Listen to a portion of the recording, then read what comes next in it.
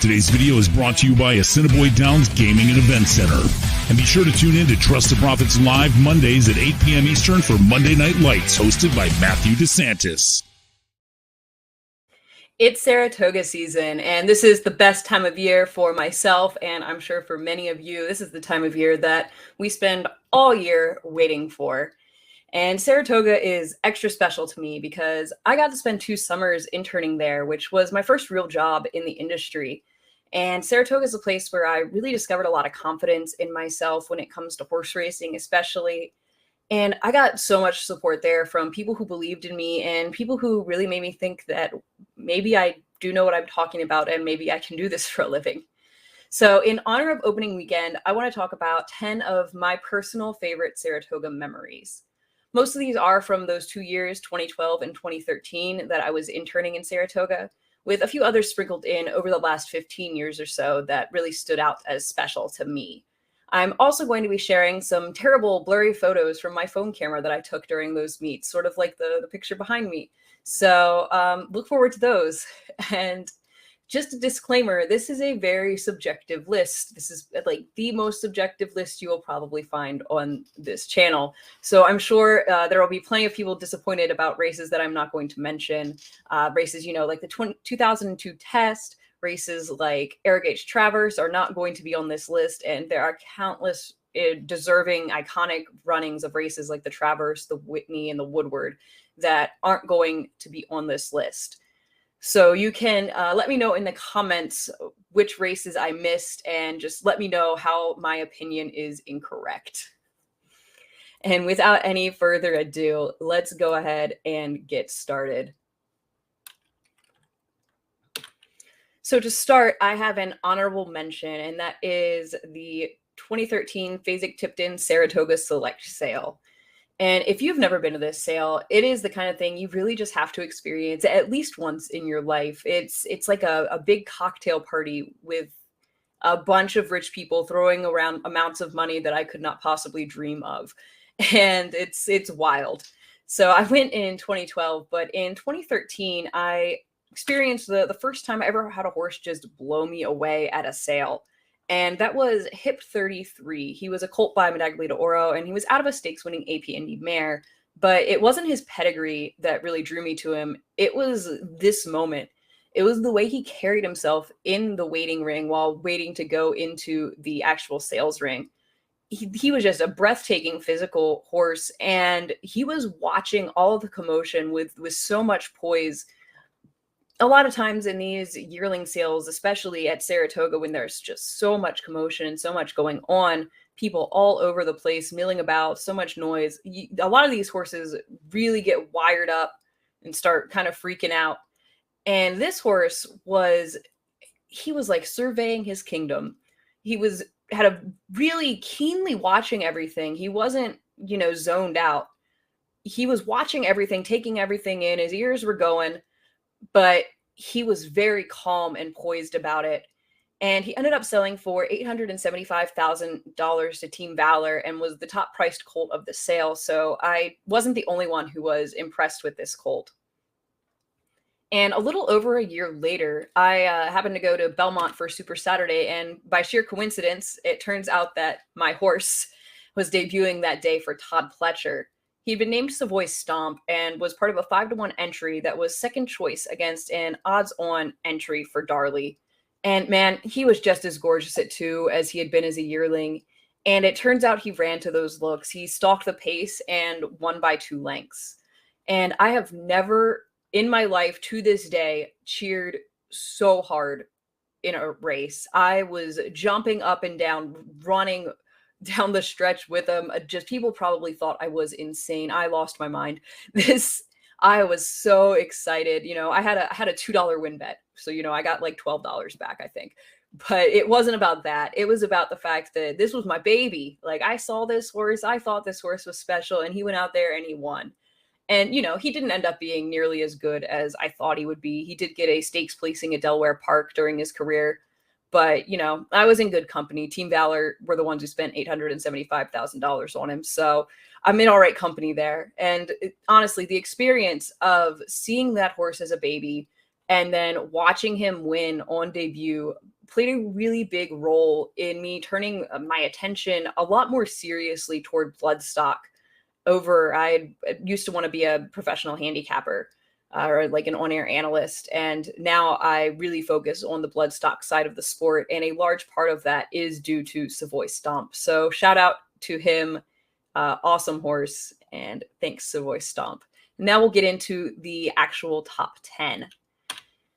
So number 10 is the 2012 John Morrissey Stakes featuring Saginaw.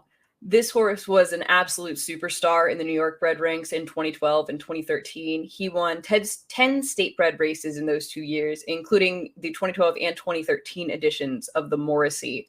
These pictures are from the 2013 edition, but I was also at the 2012 edition, and that was the first time I got to see Saginaw race. He was at 21 for 41 lifetime and earned over $974,000 in his career. And that 2012 Morrissey was an absolutely dominant performance.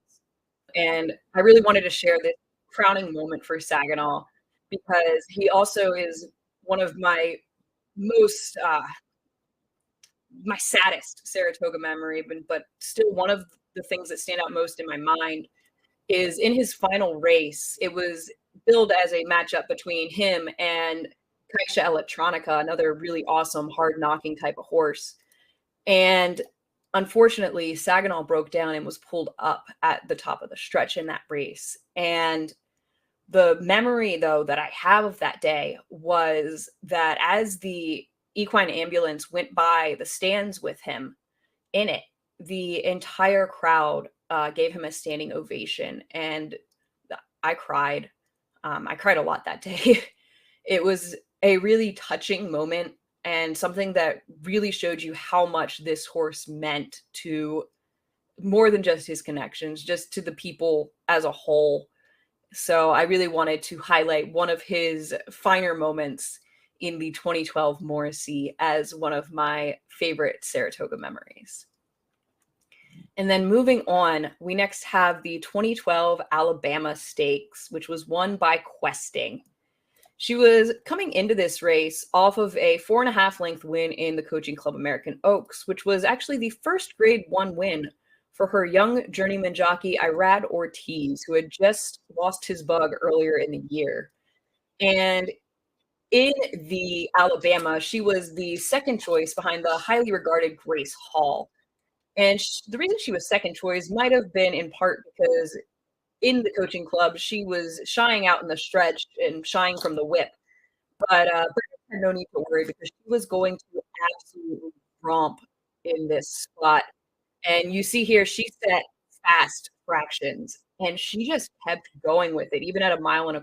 And you can see she was still all over the place in the stretch, did not like being hit with the whip, which in my opinion is what lost her the cotillion in her next start, but that's another story. Either way, shying around from the whip, no matter what, all over the place, it didn't matter. She still won by over 9 lengths and gave Irad the second of what was to be many Grade 1 races to come in the following decade. And next we have the 2012 Traverse Stakes. This was my first Traverse Stakes that I got to see in person, and after a busy week at NYRA preparing, it culminated in a wild day. In the King's Bishop, we had Rick Dutrow wheel back Willie Beeman, a horse who I think anybody who was watching or betting that day is going to remember, because Willie Beeman had won the Albany Stakes 3 days prior to the King's Bishop, and Rick Dutrow decided to wheel him back for a Grade 1. And he got the job done that day, while the favorites Currency Swap and Triniberg both finished up the track. That trifecta paid over $3,500.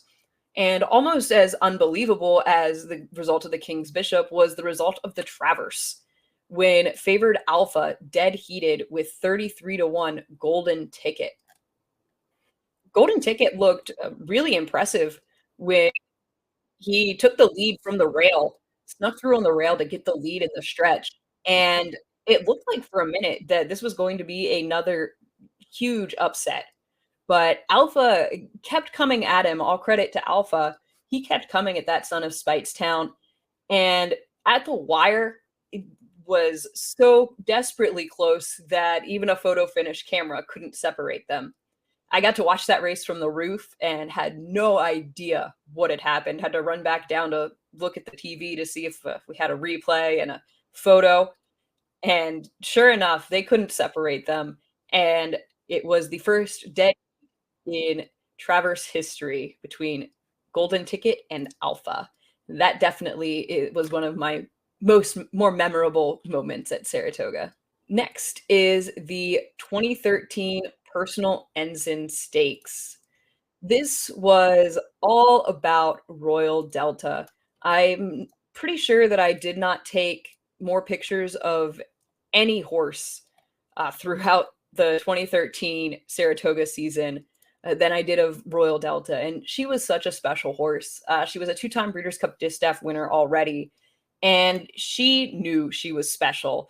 She was one of those horses who would always turn and look and prick her ears when she heard a camera.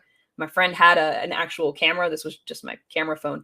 But she heard the click, and she had been grazing after a work or a gallop possibly, and came off the track and was getting a couple little bites of grass. But she heard that camera click and looked right up, pricked her ears.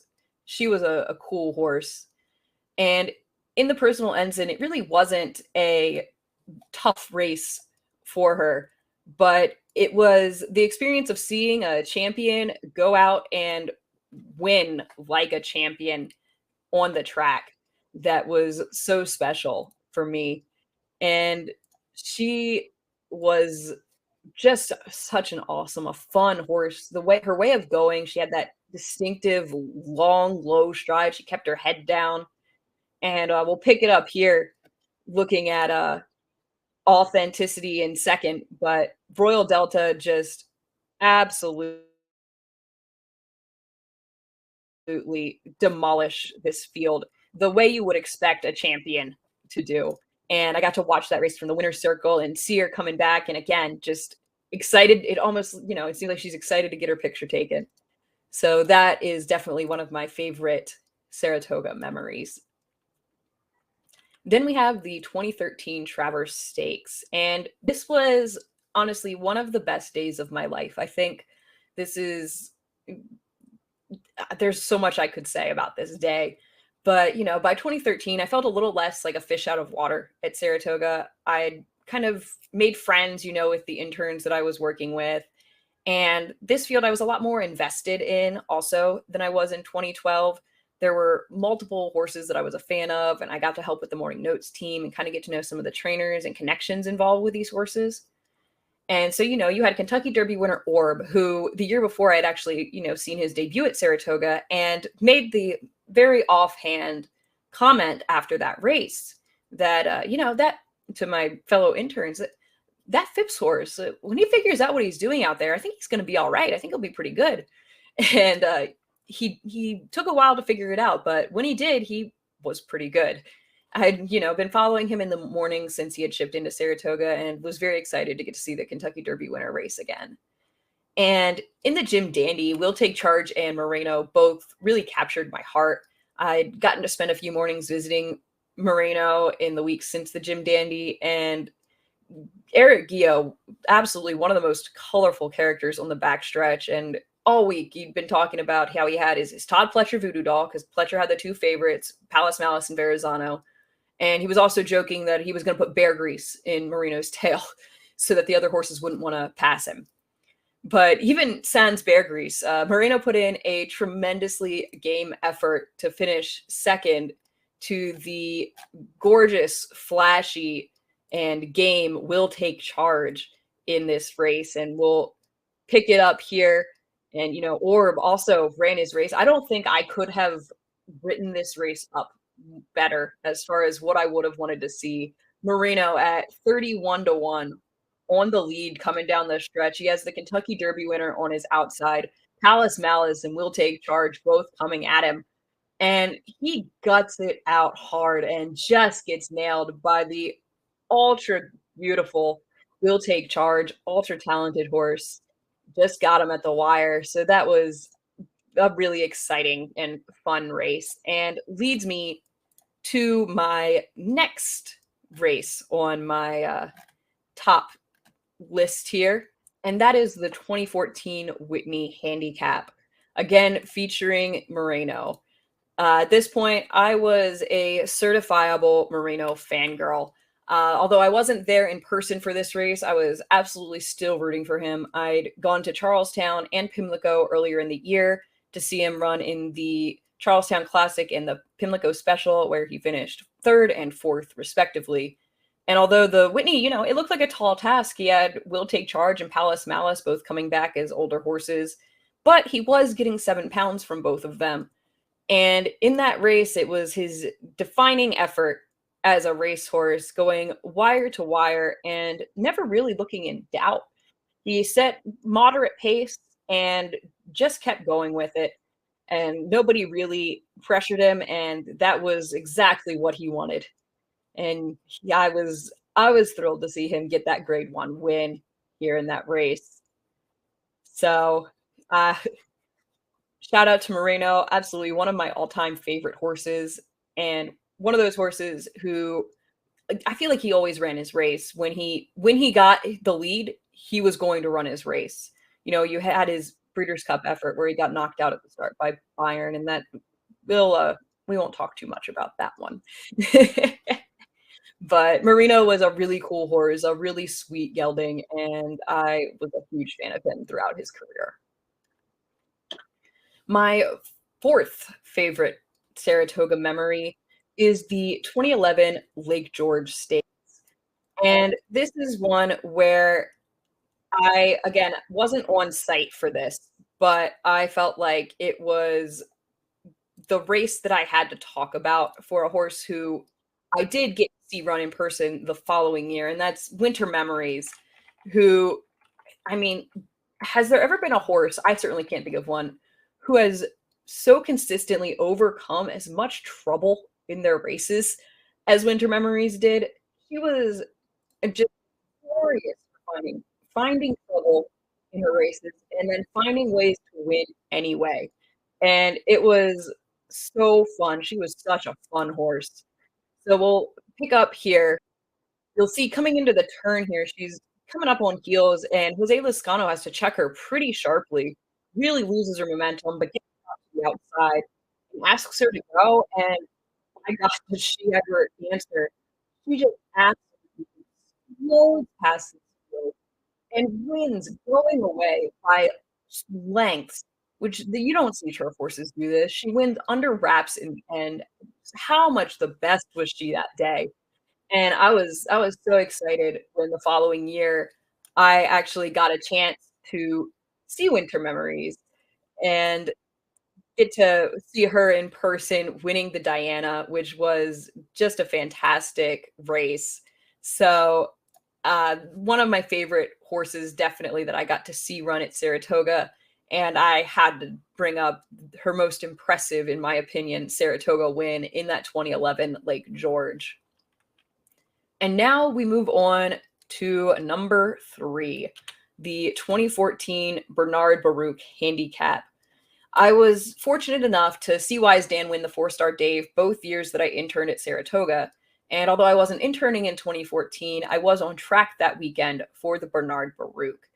And it was Wise Dan's first race in almost 4 months after recovering from colic surgery in May. And on top of that, he was giving 8 to 13 pounds to all of his rivals as the high weight in that handicap. And this was just such a exciting finish in this race. And Wise Dan, he had some absolutely brilliant wins. This was not one of them. He looked in trouble here at this point in the race. But he just was so classy and just kept going, and ends up Optimizer surged late, but seeing Wise Dan put his nose down on the wire just in time in the Bernard Baruch, and with a successful comeback, it was a really special victory. It wasn't his record-setting Woodbine Mile or any of his other brilliant performances, but it was a really special one and a race that I was very excited to get to see in person. And he was a cool horse. I absolutely loved Wise Dan. I loved getting to see him in the mornings. I have a very vivid memory of uh, seeing on the feed one morning that Wise Dan was paddock schooling. And my friend and I, we bolted down the stairs from the press box to get to the paddock so that we could get some pictures of Wise Dan, which was a fun memory. Yeah. So he was a cool horse, and it was great. Charlie Lepresti was great about letting the team go see him and love on him a little bit. And I actually kind of fell in love with Toralore in those visits to the Lepresti barn. But Wise Dan was a fun horse, and that 2014 Bernard Baruch was a really special win for him. And now we have number 2, a race that I think I would have been crucified if I failed to mention, and that is the 2009 Woodward Stakes, and with good reason. Do I really need to say anything about this race? Honestly, this is one I experienced from home, though I really wish I had been there. But I really don't think, I think everybody knows what was going on here. Rachel Alexandra had won the Preakness in the Haskell and was facing older males in the Woodward Stakes, which is something that you don't see in the modern era. And it looked like she wasn't going to get an easy pace in there. You had Belmont Stakes winner Tatara, who went wire to wire in the Belmont, and Past the Point was also going to pressure her in there.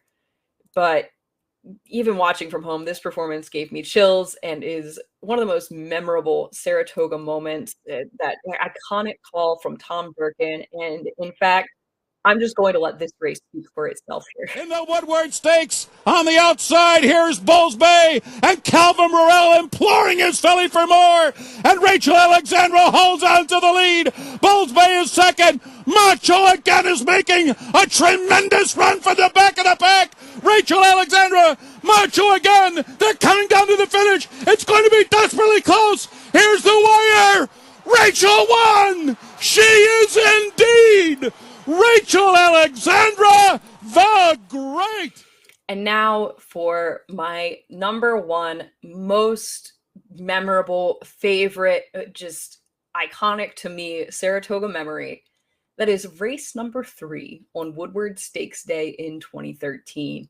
And I need to do a little bit of setup for this because, I would go to the Oklahoma track in the morning with my friend and fellow intern, and we'd watch the morning training, and we kept seeing this gorgeous horse for Shug McGahee. He just moved beautifully, just carried himself like a good horse. We kept seeing him in the mornings. We didn't know who he was. We just knew he was a Shug trainee. And so we just called him our mystery horse. We saw him multiple different mornings, and just, who is that horse? That Shug horse. We got to figure out who that horse is, But we kind of figured that we probably wouldn't ever know. But just so happens that on race 3 on Woodward Day, I was taking my lunch break and going down to the Shake Shack. I was in a pretty somber mood that day because it was actually the day after Saginaw's breakdown. And so I'm going down to the Shake Shack for lunch and had to wait for the horses to go by before I could get back. And I happened to spot that distinctive blaze on the 6 horse. And I was like, that can't be him. It has to be him. I look at my program honor code for Shug McGahee, and sure enough, I shoot this picture real quick. I text my friend who's waiting upstairs. I'm like, I found him. I found our mystery horse, the 6 horse in this race. This is our horse. This is our boy. And we, I decided to stay down at the Shake Shack to watch the race and see, okay, so Shug's a patient trainer. This guy's second choice, but let's give it a wait and see if he's any good. So I watched from the Shake Shack area, and my friend watched from the roof as this race unfolded. And we definitely have to show the start here because he actually breaks not bad with the middle of the pack, but just immediately starts going backwards. You can see he's climbing. He looks uncomfortable. The jockey is just imploring him for a run, and he is not responding. So at this point in the race, I am thinking, oh, well then, I guess he wasn't that good. But the race continues on. He's trailing throughout, and then we get to this point in the race, coming around the turn, and you know what? He's moving a little bit. Maybe he'll get fourth. It'll be a good learning experience for him, and maybe next time. When I'm watching, he shifts down a little further and keeps coming. This horse is going to win. And not only did he win, he won impressively. He was much the best in here, and that was a fun race. Immediately after the race, we're texting. I go back up to the press box, and we are just geeking out that he has something here. We're right. This horse is something special, isn't he?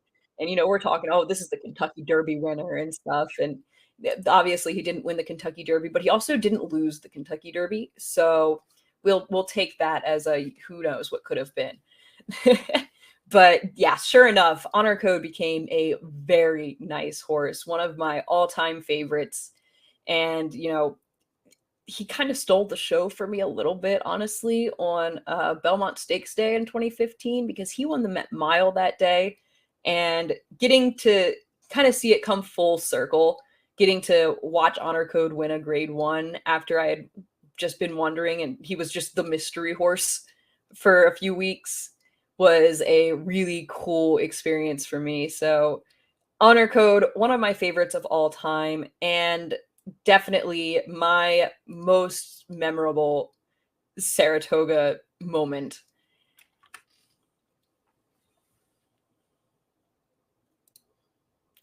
So that's my list of top 10 favorite Saratoga memories. Thank you so much for watching. I'm sure that this year will give us plenty more moments that we can reminisce about in the future. Comment below and let me know some of your favorite Saratoga memories. Let me know what you thought of my list. Let me know if you want to see more Saratoga memories or what kind of content you want to see from me, if these kind of personal reminiscings are of any interest to anybody, or if I should just stick to talking about pedigree. Anyway, happy Saratoga, everybody, and have a great meet.